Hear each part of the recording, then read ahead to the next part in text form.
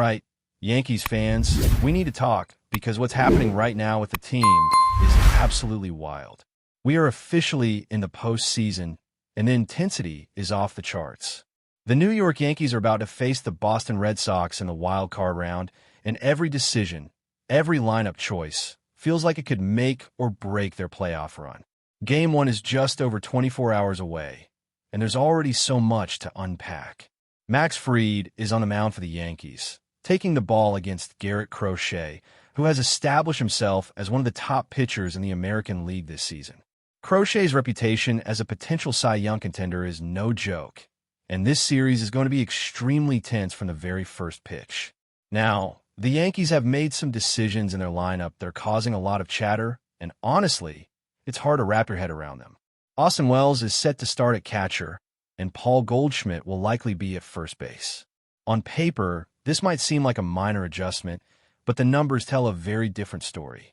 Since June 1st, Paul Goldschmidt has had a 676 OPS against left-handed pitching, whereas Ben Rice has posted a 723 OPS in the same span. Rice has been absolutely scorching hot recently, hitting with consistency and power that puts him among the top performers in the league. Yet, for some reason, the Yankees are deciding to bench him against Garrett Crochet.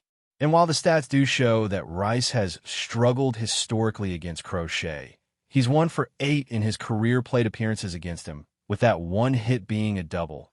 It still doesn't feel like enough reason to keep him out of the lineup, especially given the form he's been in lately.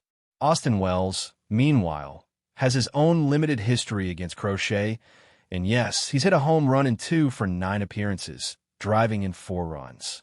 It's encouraging, no doubt, but does that fully justify putting him over Rice right now?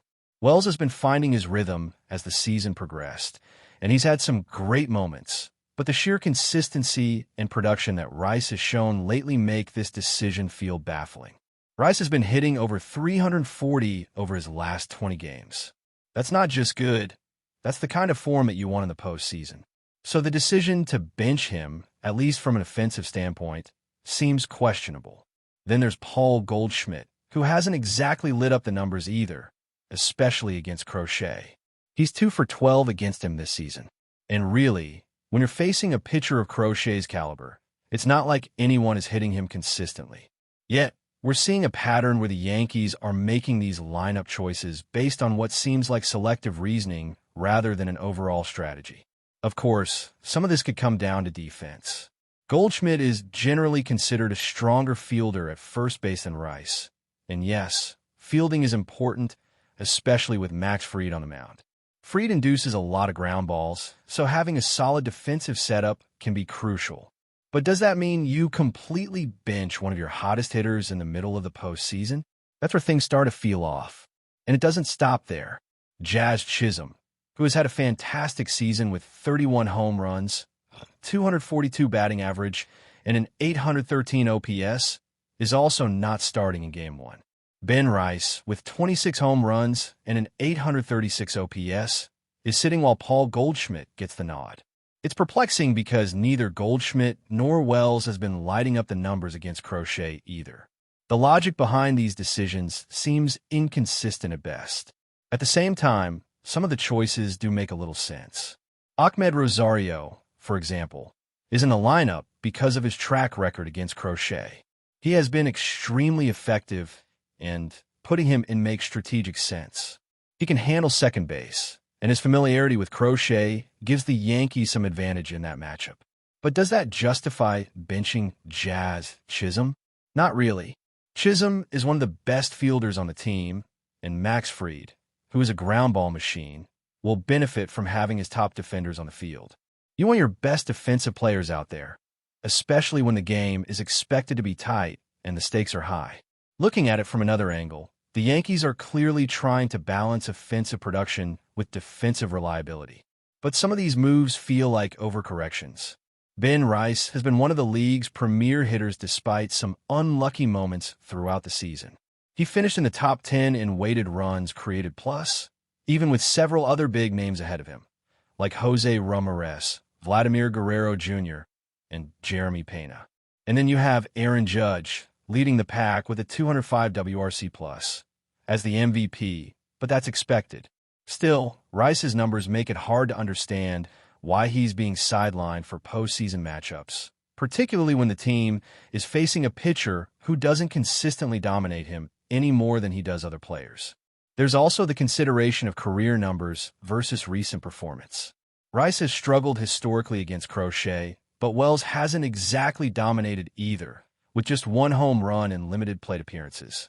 Goldschmidt is similar, with modest results against Crochet. So if the reasoning is based purely on prior matchups, it's not a slam dunk. If it's based on recent performance trends, Rice clearly has the edge. And defensively, yes, Goldschmidt and Wells might offer more stability at first and behind the plate, but does that outweigh offensive momentum and season-long production? That's where things start to feel a little off, and it's generating a lot of frustration among fans and analysts alike. The lineup choices are puzzling, the strategy seems inconsistent, and the timing couldn't be more critical. We are talking about the first game of the wild card round. A single loss here could change the entire trajectory of the Yankees' postseason. Every decision is magnified, every benching is scrutinized, and when you see players like Jazz Chisholm and Ben Rice not starting, you can't help but question the thought process. Yes, Rosario and Wells bring value in their own ways, but the sense of balance seems tilted in unexpected ways. Fans are left wondering if this is a case of overthinking or mismanagement because the stakes couldn't be higher. The Red Sox are a fierce opponent, and any small advantage you give them could be the difference between advancing to face the Blue Jays in the ALDS or going home early. And it's not just about statistics. It's about momentum, confidence, and maintaining the rhythm of your top players. Ben Rice is hot. Jazz Chisholm is hot. And sidelining them feels counterintuitive. Baseball is a game of numbers, sure, but it's also a game of timing. And right now, the Yankees seem to be making decisions that could disrupt the natural flow of their lineup. Every fan watching knows that postseason baseball is a different beast. Pitchers like Crochet don't come around often, and every at-bat counts. So when you bench one of your best hitters, it's not just a stat. It's a psychological and tactical decision that could resonate for the entire series. Now, looking ahead to this wild card series, the Yankees' decisions become even more crucial. With Garrett Crochet on the mound for the Red Sox, we are seeing one of the league's elite pitchers, someone who has dominated left-handed and right-handed hitters alike. The Yankees have to navigate this carefully because one mistake, one poorly timed swing, could tilt the series in Boston's favor. That's why the choices around who is in the lineup, who is starting at first base, catcher, and throughout the infield carry enormous weight. Every at-bat, every defensive play, and every managerial move is magnified at this stage. And right now, there are more questions than answers about what the Yankees are trying to accomplish with their approach. Paul Goldschmidt at first base and Austin Wells behind the plate are certainly defensively sound, but this is the postseason, and the Yankees have to balance that with offensive firepower. Ben Rice and Jazz Chisholm are players who can change the game with a single swing. Rice has been one of the most consistent hitters in the league, and his .836 OPS reflects a player in peak form. Chisholm, with his 31 home runs and outstanding overall production, also represents a huge threat. Sidelining them in favor of defense-first options might make sense on paper, but baseball is as much about timing and momentum as it is about numbers. The Red Sox will undoubtedly try to exploit any hesitation from the Yankees. Crochet is a pitcher who will challenge hitters with movement, velocity, and deception. He has been a nightmare for many teams throughout the season, and he will be ready for anyone in the Yankees lineup. That makes the lineup choices even more perplexing because it's not like anyone is hitting him with ease. If the Yankees can't generate consistent offense, they could find themselves in a quick hole. Every single plate appearance becomes crucial, and that's why leaving players like Rice and Chisholm on the bench feels like a gamble, one that could carry major consequences over this three-game series. Now, some of the reasoning may involve defensive metrics. Goldschmidt is certainly a better first baseman than Rice, and Wells has the advantage behind the plate in certain defensive scenarios. Max Fried, the starter, is known for inducing ground balls, so having strong fielders can prevent runs and turn batted balls into outs more efficiently. But even with that in mind, you have to weigh defense against the potential for offensive production. The Yankees are a team built on both power and depth, and when your best hitters are sitting, you risk losing the edge that got you to the postseason in the first place. Another aspect to consider is matchups. Rosario has historically done well against Crochet, and that makes putting him in the lineup logical. He's been a reliable hitter against this type of pitcher, and the Yankees need every advantage they can get. But the same can't be said for sidelining Chisholm and Rice. Chisholm has been exceptional all season, not just in hitting, but also in fielding, and Rice has been on a tear recently. The combination of both players in the lineup has a higher ceiling than some of the alternatives, and the Yankees could benefit from finding a way to incorporate them. That's where the tension lies. The strategy is defensively sound, but offensively questionable, leaving fans scratching their heads about what the team is prioritizing. If we zoom out and look at the bigger picture, these decisions also have a psychological impact. Postseason baseball is as much about confidence as it is about skill. Players who are hot need to feel trusted. Sitting Rice and Chisholm could disrupt their rhythm and impact morale across the team. At this level, every small edge counts and momentum swings quickly.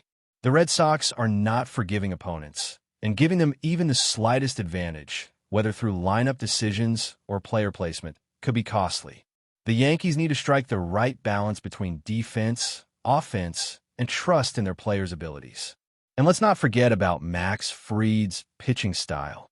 As one of the league's best ground ball pitchers, he relies heavily on his infield defense to convert balls in play into outs. Having the right defenders behind him is important, no doubt, but there's a fine line between optimizing defense and diminishing your offensive firepower. With Fried on the mound, the Yankees have a chance to control the game with ground balls and smart defense, but they also need to maximize run production. That means keeping the hottest hitters in the lineup, even if it means taking a slight defensive risk. In games this close, every run counts, and the postseason doesn't allow for what-ifs. The depth of the Yankees roster is another factor in all of this. They have multiple players capable of stepping up in key moments, and that's part of what makes the team so dangerous. Rosario, Wells, Goldschmidt, Rice, Chisholm, they all bring something unique to the table. Balancing their contributions is a delicate act, and the current approach seems weighted too heavily toward fielding, potentially at the expense of offensive potential. The Yankees have to remember that postseason success often comes down to timely hitting, clutch performance, and maintaining confidence throughout the lineup. Ben Rice and Jazz Chisholm are players who provide that firepower, and leaving them on the bench could reduce the team's overall impact at the plate. When you factor in the Red Sox, it becomes even more critical. Crochet is dominant, but the Yankees have hitters who can rise to the occasion. If Rice and Chisholm are not fully utilized, the Yankees may struggle to generate the big innings they need to gain control of the series. It's a fine line between strategic lineup management and overcomplicating things. The postseason is not the time to second-guess momentum or bench players who have been consistent. Every plate appearance, every swing, and every defensive play is magnified. The decisions being made now will be scrutinized intensely because the margin for error is razor thin. But before we continue, please remember to join our channel and give this video a like. Your support allows us to keep bringing you the latest news about the New York Yankees. Feel free to share your thoughts on the news in the comments. Whispers have been circulating through the baseball world, and if the latest buzz proves true, it could reshape the Yankees' outfield for years to come. Sources close to the team suggest that Kyle Tucker, the Houston Astros' rising star, has agreed to a deal with New York, and the mere idea has fans already buzzing with anticipation. While no official announcement has been made, insiders hint that Tucker's arrival would immediately solidify the Yankees' right field, an area that has long been searching for a consistent, game-changing presence. Tucker, known for his combination of raw power and smooth defensive skills, has been one of baseball's most talked-about talents in recent seasons.